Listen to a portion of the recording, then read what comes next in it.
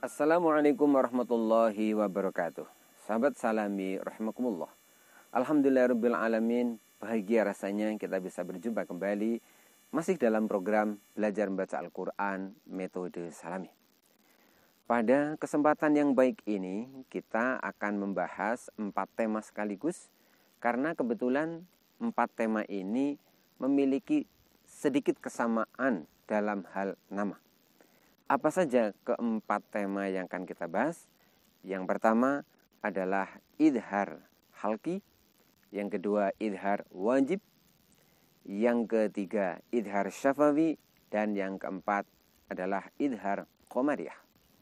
Kita mulai yang pertama, idhar syafawi. Idhar syafawi adalah bunyi nun mati atau tanwin ketika bertemu dengan 6 huruf yang makhrajnya ada di halqi. Halqi artinya tenggorokan. Berarti bunyi nun mati atau tanwin ketika bertemu dengan 6 huruf yang makhrajnya ada di tenggorokan. Di mana bunyi nun mati atau tanwin di sini terdengar jelas dikarenakan hanya boleh didengungkan sedikit saja.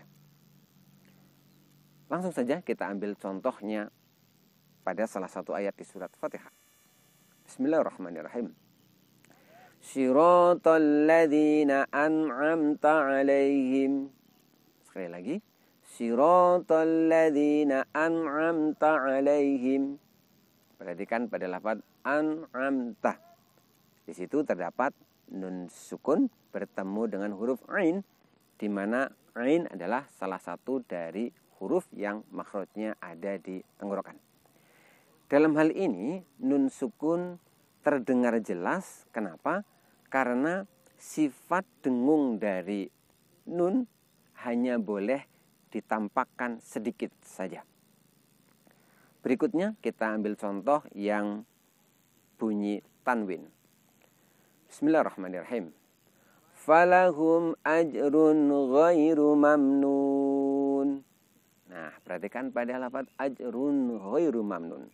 Di situ terdapat ro berharokat dhammah tanwin bertemu dengan ghain, di mana ghain adalah huruf yang makhrajnya ada di tenggorokan. Di situ kita membunyikan tanwin hanya dengan sedikit dengung saja. Inilah yang disebut dengan idhar halqi. 4 huruf yang lain bisa Anda pelajari pada episode yang khusus membahas tentang idhar halqi. Yang selanjutnya, yang kedua adalah yang disebut dengan idhar wajib. Apa itu idhar wajib? Idhar wajib, atau ada juga yang menyebut idhar mutlak, adalah bunyi nun mati ketika bertemu dengan ya atau wawu, di mana nun mati atau nun sukun di sini tidak boleh diidghamkan ke huruf ya atau huruf wawu. Alasannya karena nun sukun bertemu ya atau wawu bertemunya di dalam satu lafaz. Perhatikan contoh pada doa yang diajarkan Rasulullah SAW. Bismillahirrahmanirrahim. Rabbana atina fid dunya hasanah. Perhatikan pada lafaz fid dunya. Di situ terdapat nun sukun bertemu dengan huruf ya. Mestinya kalau mengikuti kaidah idgham bihunah, maka nun sukun kita idghamkan ke huruf ya. Namun di sini justru nun sukunnya dibaca idhar. Sedikit dengung tidak boleh diidghamkan. Ini yang disebut dengan idhar wajib atau idhar mutlak. Berikutnya, perhatikan pada contoh berikut ini di mana nun sukun bertemu dengan huruf wawu di dalam satu lafaz. Bismillahirrahmanirrahim. Wa minan nakhli min tal'iha qinwanun daniyah. Pada lafaz qinwanun terdapat nun sukun bertemu wawu, di mana di sini nun sukunnya dibaca dengan suara jelas dengan pengertian dengungnya sedikit saja. walaupun bertemu dengan wawu tidak boleh diidghamkan karena bertemunya dalam satu lafaz. Selanjutnya yang ketiga adalah yang disebut dengan idhar syafawi. Apa itu?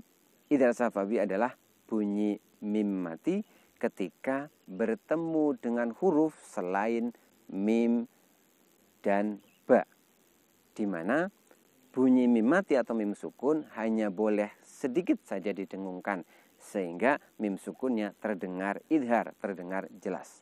Perhatikan contoh berikut. Bismillahirrahmanirrahim. Faja'alahum ka'asfim ma'kul. Perhatikan, faja'alahum ka'asfin. Terdapat mim sukun bertemu dengan kaf. Tidak boleh kita membaca seperti ini.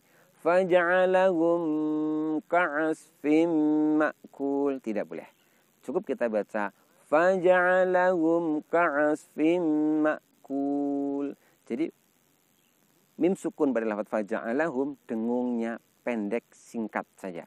Inilah yang disebut dengan idhar syafawi. Yang terakhir adalah yang biasa disebut dengan idhar qamariyah. Apa itu idhar qamariyah?